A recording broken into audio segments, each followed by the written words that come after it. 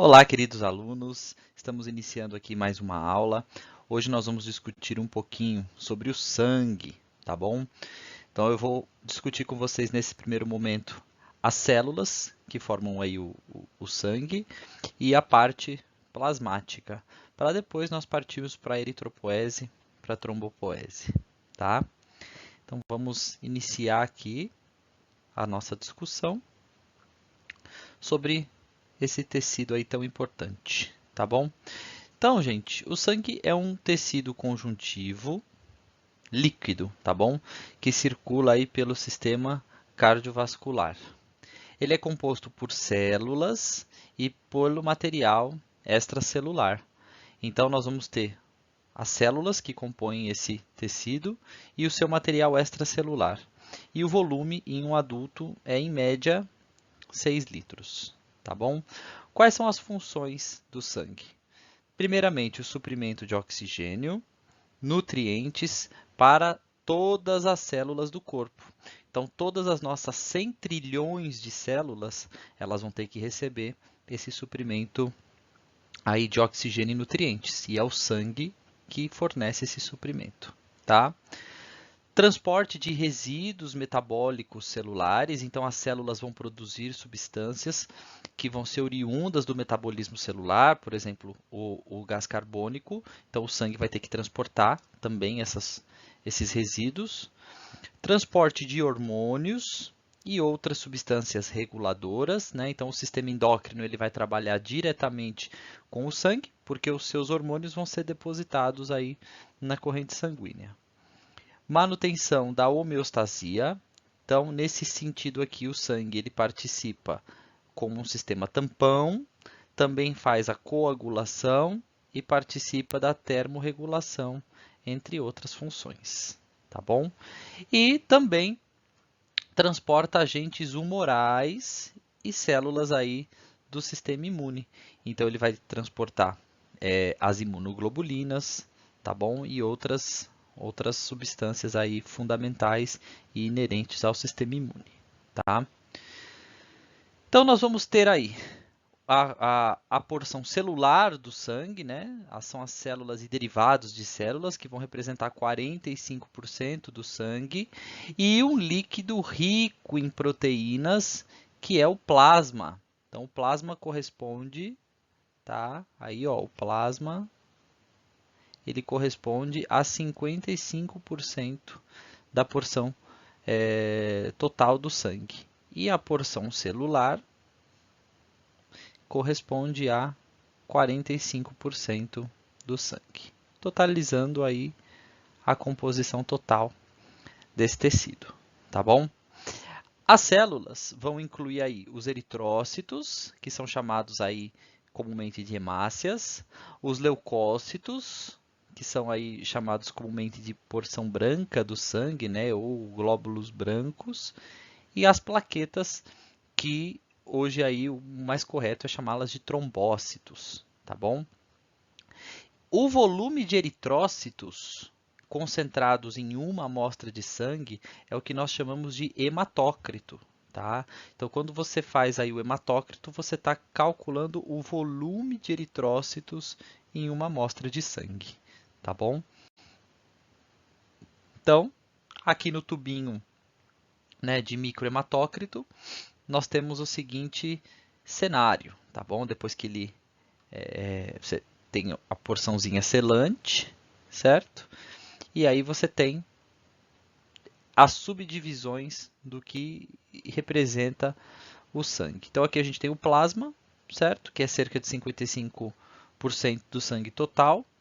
Aqui na região mais intermediária, certo? Abaixo de 50%, o creme leucocitário, onde ficarão depositados os leucócitos e as plaquetas, representa menos de 1% do sangue total. E depois a parte vermelha, precipitada, que são cerca aí de 45% do sangue total, tá? Aqui é o hematócrito, tá bom? Essa parte aqui é o hematócrito, tá? Bom, gente, o plasma. Qual que é o componente do plasma? tá? Que representam aí os 55% do sangue. Se nós transformarmos em 100%, tá bom? Olha só, 91 a 92% é água, tudo bem? De 7 a 8% proteínas, principal proteína albumina, mas nós temos também globulinas, fibrinogênio e outros solutos aí de 1 a 2%. Então nós temos eletrólitos, como aí sódio, potássio, cálcio, magnésio, cloreto, bicarbonato e etc. Substâncias nitrogenadas não proteicas, então como a ureia, o ácido úrico, a creatina, creatinina, sais de amônio. Nutrientes importantes, como a glicose, lipídios e aminoácidos. Gases, como oxigênio, dióxido de carbono e nitrogênio. E substâncias reguladoras, aí, como hormônios e enzimas. Tá? Então, tudo isso daqui, tá, é o plasma. Plasma sanguíneo. Tá bom? Então vamos começar aqui discutindo um pouquinho sobre a albumina. Tá? A albumina ela representa metade das proteínas plasmáticas totais, então é a proteína em maior concentração. Tá bom? Ela é a menor proteína plasmática, ela é produzida pelo fígado e a grande importância dela é que ela promove a pressão coloidosmótica entre o plasma e o interstício. Tá bom? Então, o mais importante aqui para nós por hora é que ela é produzida pelo fígado, que é a menor proteína plasmática e representa metade das proteínas plasmáticas totais, tá? E aí nós temos as globulinas, tá? As globulinas, elas podem ser divididas em imunoglobulinas, tá? Que são moléculas funcionais produzidas pelos plasmócitos. Então, vão ser os famosos aí anticorpos, tá? E as globulinas não imunes, tá bom? São globulinas produzidas pelo fígado e elas vão atuar como carreadoras, como por exemplo a ceroplasmina, que transporta cobre, a transferrina, que transporta ferro, os fatores de coagulação, as lipoproteínas e etc. Tá? Então, elas vão ser globulinas não imunes, não vão ter relação com o sistema imune. Tá? E a outra proteína aí, o fibrinogênio. O fibrinogênio, gente, é a maior proteína plasmática. Ele é produzido pelo fígado e circula de forma solúvel. Então, ele fica dissolvido no plasma, tá bom? Lá na coagulação, nós vamos ver que na hora de formar o coágulo, que eu vou requerer a fibrina, eu vou ter que transformar o fibrinogênio numa forma insolúvel, que é a fibrina, tá bom? Que é o fibrinogênio polimerizado, tá? Bom, para fazer, né, a coloração das células do sangue, nós temos que fazer a extensão sanguínea, tá? Então, você vai pegar a gotícula e fazer o arraste numa lâmina. Você usa aí alguns corantes. Os principais corantes são os corantes clássicos, né? A eosina é um corante ácido que vai corar as regiões básicas da célula. O azul de metileno, que é um corante básico. E os azures, né? Que são corantes básicos de cor púrpura, tá? Os granulócitos aí, que são os neutrófilos, os eosinófilos e os basófilos. E os agranulócitos, que são os linfócitos e os monócitos, eles vão ser corados aí nesse processo. Os corantes básicos, eles coram os núcleos, os grânulos dos basófilos e o RNA do citoplasma. O corante ácido, ele cora os eritrócitos e os grânulos dos eosinófilos, né? Porque foram corados aí pela eosina. Os neutrófilos, eles eram corados por um corante neutro, que se formava aí quando o azul de metileno e seus azures relacionados eram combinados com a eosina. Tá? Então, dessa forma, aí, usando esses corantes, nós conseguimos fazer a coloração das células do sangue. Tá? Vamos discutir primeiro aí os eritrócitos. tá? Gente, os eritrócitos, eles são as células mais abundantes do sangue. São células anucleadas, ou seja, elas não possuem núcleo, tá bom? Sem núcleo celular. São desprovidas de organelas típicas, então as organelas comuns a uma célula não vão ser encontradas nos eritrócitos. Ele tem um formato de um disco bicôncavo. O tempo de vida dessa célula é de 120 dias, tá? Então, são células que têm um tempo de vida já pré-determinado. São produzidos na medula óssea e destruídos aí no baço, no fígado e também na medula óssea, mas nessa ordem, tá? Nós temos de 5 a 6 milhões de eritrócitos, gente, por microlitro de sangue ou por milímetro cúbico de sangue. Quanto que dá isso no total? 25 trilhões dessas células em 6 litros de sangue no corpo, tá? Então, são as células aí em maior quantidade no organismo. Muitas células. Se nós pensarmos que somos formados aí por 100 trilhões de células, né? 25 trilhões são eritrócitos, tá? Então, aqui, né, a membrana dos eritrócitos, olha só. Aqui a gente pegou um cortezinho e aumentou. Então, é uma membrana aí bicamada fosfolipídica, né, com sua conformação clássica, tá? Ela tem aí uma série de proteínas de transmembrana, né? Uma série de proteínas aí de aderência, de glicoproteínas, tudo bem? Tem um complexo ali, ó, de actina, tropomiosina, tropomodulina, vinculados aí a regiões do citoesqueleto, tá bom? Possui ali grupos aí de antígenos, tá bom? Em algumas proteínas, formando aí alguns carboidratos de membrana, tá? Então, tem uma membrana plasmática aí comum, um citoesqueleto associado à região interna dessa membrana plasmática, tá? O que pode conferir a ela aí alguns pequenos movimentos contráteis por ter actina aqui, tropomiosina, tropomodulina. Mas qual que é a grande função dessa célula aqui, gente? É que ela produz hemoglobina, tá bom? A grande função dos eritrócitos é que eles possuem uma proteína chamada hemoglobina, e é essa proteína que é especializada no transporte de oxigênio e dióxido de carbono, tá? Então, dentro dessa célula aqui, o seu citoplasma, ele é recheado de hemoglobina. Mais especificamente, cerca de 250 milhões de proteínas de hemoglobina em um eritrócito, tá? Como que a hemoglobina é formada? Então, a hemoglobina ela é formada aí pelo metabolismo dessa célula, tá bom? Então, duas moléculas de succinil-CoA com duas moléculas de glicina formam um composto chamado pirrol, tá? Isso aqui acontece aonde? Isso aqui acontece no citoplasma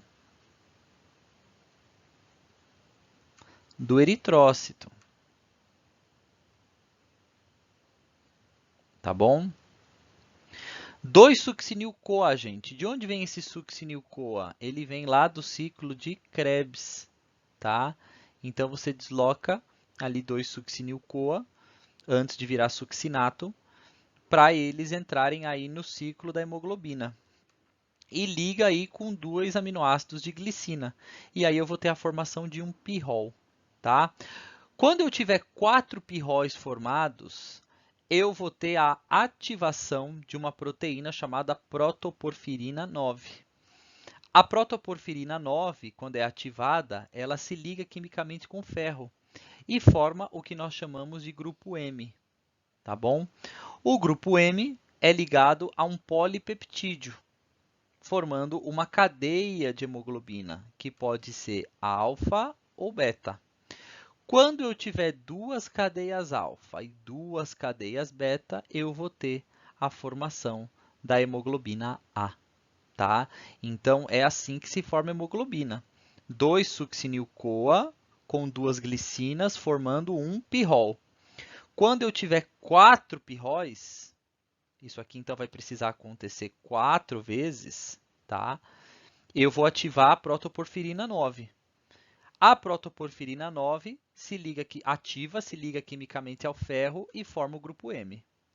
O grupo M se liga a uma cadeia polipeptídica, formando uma cadeia de hemoglobina. Pode ser uma cadeia alfa ou uma cadeia beta. Quando eu tiver duas cadeias alfa e duas cadeias beta, eu tenho a hemoglobina A formada, tá bom? Então, são essas 5 etapas de formação da hemoglobina. Isso aqui, em um eritrócito, acontece cerca de 250 milhões de vezes, tá bom? Então, aqui, ó, eu tenho isso aqui tudo, gente, é hemoglobina, tá? Então, aqui eu tenho a cadeia alfa, aqui eu tenho outra cadeia alfa, aqui a cadeia beta e aqui outra cadeia beta. O grupo M está aqui dentro, tá bom?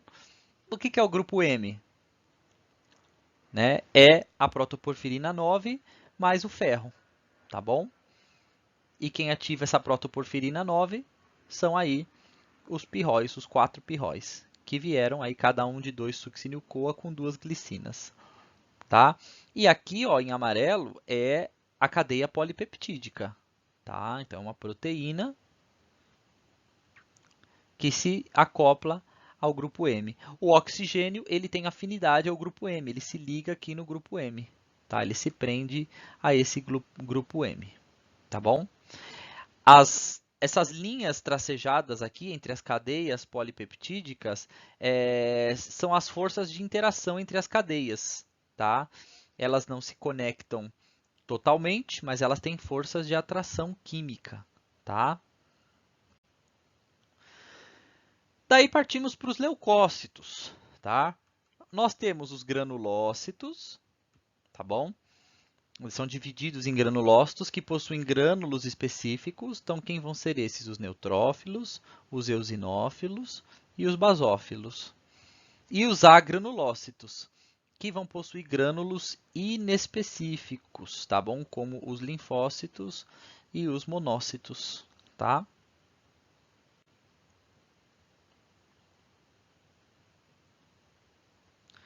Os neutrófilos, gente. Os neutrófilos, eles são os leucócitos mais numerosos, tá bom? Bem como os granulócitos mais comuns. A principal característica deles é o núcleo multilobulado. Então, nós temos aqui, ó, como é o núcleo dessa célula aqui, ó, tá? O núcleo, eu tenho esse núcleo aqui, essa porção de cromatina mais densa, ligada por um fino filamento de cromatina, e de novo aqui, tá? Então, ele costuma ter aí 3 a 4 lóbulos, tá bom? Né, os neutrófilos são polimorfonucleados. O núcleo dos neutrófilos maduros contém de 2 a 4 lobos unidos por filamentos nucleares mais finos, né, que são filamentos de cromatina, tá? Então, se eu coloco na prova uma fotinho de uma célula assim, ó, com aí 2 a 4 lóbulos, né, de cromatina unida aí, um fino filamento de cromatina ligando esses lóbulos, eu estou falando dos neutrófilos, tá? Os grânulos azurófilos, que são grânulos primários, são lisossomos dos neutrófilos, eles são ricos em lisossomos. E grânulos específicos, são grânulos secundários, aí com bastante colagenase e substâncias ativadoras do sistema complemento. Eles também possuem grânulos terciários, que vão ser substâncias que facilitarão a migração do neutrófilo para o tecido conjuntivo. Então, aí está uma informação importante. Os neutrófilos são células que migram do sangue para o tecido conjuntivo, tá? E isso em algum momento do curso vocês vão estudar com mais detalhes, tá? Então aqui, os neutrófilos, eles vão ser fagócitos ativos, eles vão utilizar uma variedade de receptores, né, da sua membrana para reconhecer bactérias e outros agentes infecciosos em locais de inflamação. Tá? Então, eles vão ser aí, olha aqui está o neutrófilo, ó, no sangue, existe todo um processo, né, onde ele faz o rolamento, marginalização, e olha só, ele consegue passar pelo vaso sanguíneo e entrar no tecido conjuntivo, tá? É o processo aí de inflamação que vocês vão estudar em algum outro momento do curso, tá? Então, outra célula importante aqui são os eosinófilos. Eles têm as mesmas dimensões dos neutrófilos, os núcleos são bilobulados, os grânulos são azurófilos, né? Grânulos primários, com muitos lisossomos e ação antiparasitária. Tá? Os lisossomos dos eosinófilos eles têm ação antiparasitária. E grânulos específicos, que são grânulos secundários. Então, toxinas para o sistema nervoso central de parasitas, e estaminase e arilsulfatase. Tá? Então, essa célula aqui, o eosinófilo, ele é especializado no combate a parasitas. Né? Quando eu falo parasitas, estou falando aí principalmente em vermes. Tá? Os grânulos deles têm ação no sistema nervoso central dos parasitas. Então, quando eles estão aumentados aí na corrente sanguínea, isso pode indicar uma infecção parasitária. Tá? Eosinófilo porque ele é bem fortemente corado pela eosina, então ele é bem rosinha. Tá? Eles podem estar associados aí a reações alérgicas, infecções parasitárias e também da inflamação crônica. Tá? Os eosinófilos desenvolvem-se e amadurecem no interior da medula óssea. Tá? Então, aqui, os grânulos azurófilos e os grânulos específicos. Os basófilos, gente, são grânulos que se coram com corantes basófilos, então são fortemente aí corados por corantes aí básicos, tá? Eles são os leucócitos menos numerosos, representam menos de 0,5% do número total de leucócitos. Tem grânulos azurófilos, então são grânulos primários que representam aí os lisossomos. E grânulos específicos, tá? Contendo histamina, euparina e leucotrienos. A função básica aí dos basófilos é intimamente relacionada, né, estreitamente relacionada à função dos mastócitos no tecido conjuntivo. Tá bom? Então, participam aí de processos alérgicos, processos inflamatórios, tá bom? Tem grânulos aí de histamina e heparina, tá? Esse aqui seria quem, ó? Esse aqui seria o neutrófilo, tá? E esse aqui, o basófilo. Os linfócitos são as principais células, né, do sistema linfático e imune. Não são células terminalmente diferenciadas, tá? Quando estimulados, os linfócitos sofrem a divisão e diferenciação em outros tipos de células efetoras. Então, os linfócitos podem deixar a luz dos vasos sanguíneos para os tecidos e aí, subsequentemente, retornar aos vasos, tá bom? Apesar da origem de células progenitoras linfáticas, né, comuns na medula óssea, os linfócitos aí podem se desenvolver fora da medula óssea em tecidos associados ao sistema imune, tá bom? Então, não só na medula óssea.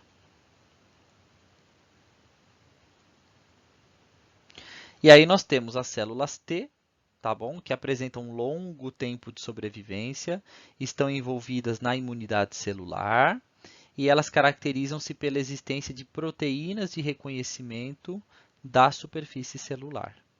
As células B, que apresentam tempo de sobrevida variável e estão envolvidas na produção de anticorpos circulantes. E as células NK, que são programadas durante o seu desenvolvimento para matar, né? São natural killers, determinadas células infectadas por vírus e alguns tipos de células tumorais. E também são células secretoras de interferons, tá bom? Então aqui o linfócito, a principal característica dele é um núcleo, né, bem lisinho, você não vê grânulos fortemente marcados. E esse núcleo ocupa quase todo o citoplasma, tá? Então é assim que a gente acha um linfócito na extensão sanguínea.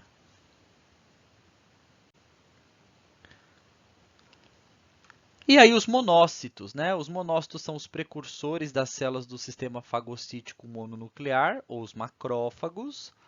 Eles diferenciam-se em macrófagos nos tecidos e atuam aí como células apresentadoras de antígeno no sistema imune. Então, eles podem fazer tanto a fagocitose, quanto fazer o papel de apresentadores de antígeno. A principal característica é que o núcleo deles possui essa chanfradura aqui, tá? É um núcleo que tem essa constituição e essa chanfradura que parece uma região de um estuário, né? É bem fácil identificar esse tipo de núcleo aqui, certo? E por fim, as plaquetas, tá? As plaquetas ou trombócitos são pequenos fragmentos citoplasmáticos anucleados envolvidos por membrana plasmática que se originam aí dos megacariócitos. As plaquetas elas vão atuar na vigilância dos vasos sanguíneos, na formação do coágulo sanguíneo e no reparo do tecido lesado. Tá? Então, as plaquetas, na verdade, elas são fragmentos de células, fragmentos de megacariócitos formados lá na medula óssea, que nós vamos ver na próxima aula, quando nós formos estudar a trombopoese. Tá bom? Então, aqui, ó, a gente vê um monte de agregadinho. Ó, esse aqui são os eritrócitos. Tá? E aqui, ó, você vê uns fragmentos de células que vão ser as plaquetas ou os trombócitos, tá? Então, esse foi um resumo bem assim didático e bem tranquilo do que é formado sangue, né? Tanto da parte plasmática quanto da parte celular, só para termos essa pequena contextualização e partirmos para algumas áreas um pouco mais aprofundadas aí da histologia do sangue, tá bom? Na próxima aula nós vamos discutir a eritropoese e a trombopoese, tá bom? Por enquanto eu fico por aqui. Tenham todos aí um excelente descanso e até a próxima.